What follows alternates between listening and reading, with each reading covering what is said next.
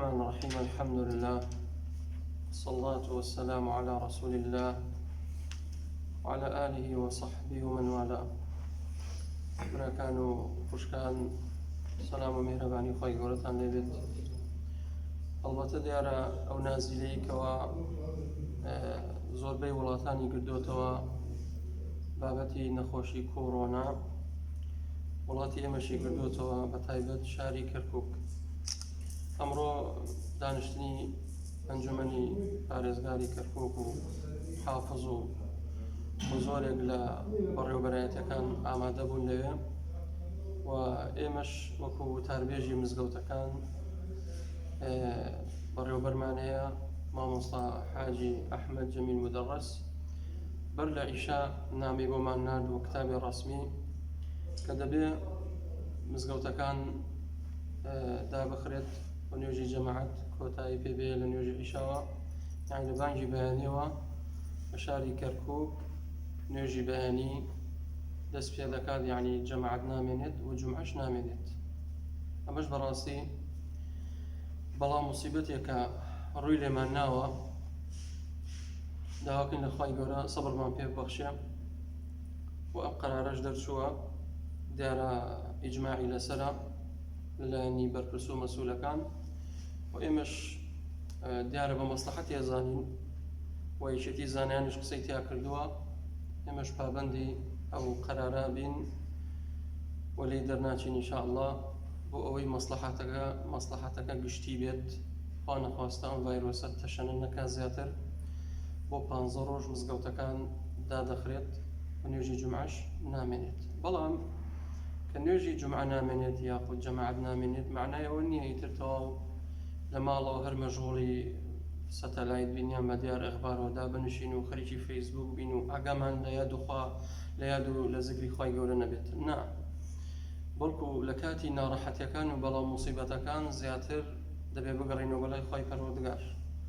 ئەم بەڵایەش کە بڵاو بۆتەوە ئەم پەتایە یەکێکە لەو ناڕەحەتیانی کەوا تووشی کۆمەڵگای ئێمە بووە.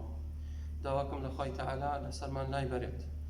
بۆیە زیاتر پابەند بین بە شەریعەتی خوای گەورە، زیاتر مراجعە بکەین، زیاتر لەخوا بترسین و نوێژەکانمان ڕاستە جەماعەت نەما لە مزگەوت، بەڵام لە ماڵەوە با بە جەماعەت بیکەین ئینشاءالله.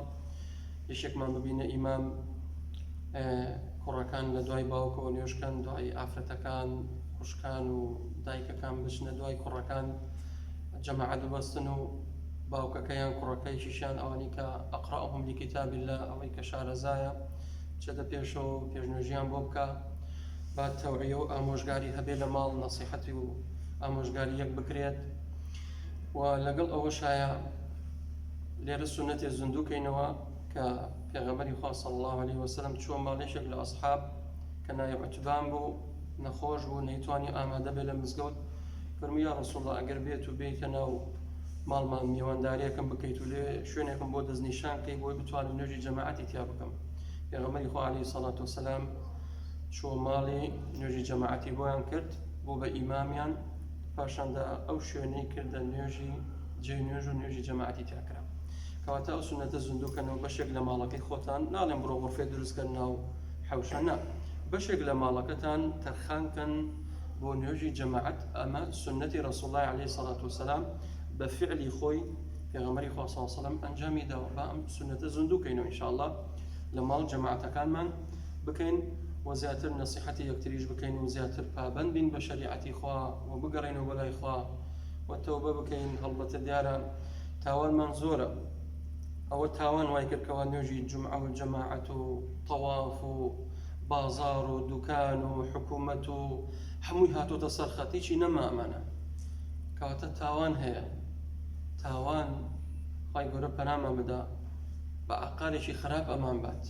ئەو حاڵی ئێمە حاڵی وڵاتانی دەور و پشتش بگرە ئەوروپاش یەواش یەواش ئەم ڤایرۆسە تای تەشەنەی کردو. بۆیە بە هەوڵدەین بگەڕێنەوە بەلای خوای گەورە. بەڵام کە نوێژی جومعە ناکرێت ئەو تێبینێمان لەبیر نەچێ، نوێژی نیمەڕۆ لە ماڵەکەن 4 ڕەکات. نەک بڵێ کە نوێژی جومعە ناکەم و نایەمێتی هیچم لەسەر نییە، نە، 4 ڕەکات نوێژی نیمەڕۆکەی. داواکەم لە خوای تەعالا بە ناو جوانەکانی بە سیفاتە بەرزەکانی ڕەحم بە حاڵمان بکە، خوای گەورە ئەخیری هەموو لایەکمان خێرکە و ئەم ناڕەحەتیە و ئەم نەخۆشیەمان لەسەر لابەرێت والدڵنیام إن شاء الله خوي تعالى فرمي إن مع العسر يسرا لدواي همنا خوشيك إن شاء الله خوشيك وفرحاناتي دي إن شاء الله كاتيو بوماويكو وميدكم بيج رمضان كوتاي بيبيت وخوي قال رحمه بو خلق بكاو إن شاء الله هم عند دز زكينو وخوي جان توبه فشيمان بولايتو أقرينو بولايتو باب قرينو بولاي خوي تعالى ودعاء بكينو ونزاء بكين ليه بارينو وآخر دعوانا أن الحمد لله رب العالمين بارك الله فيكم.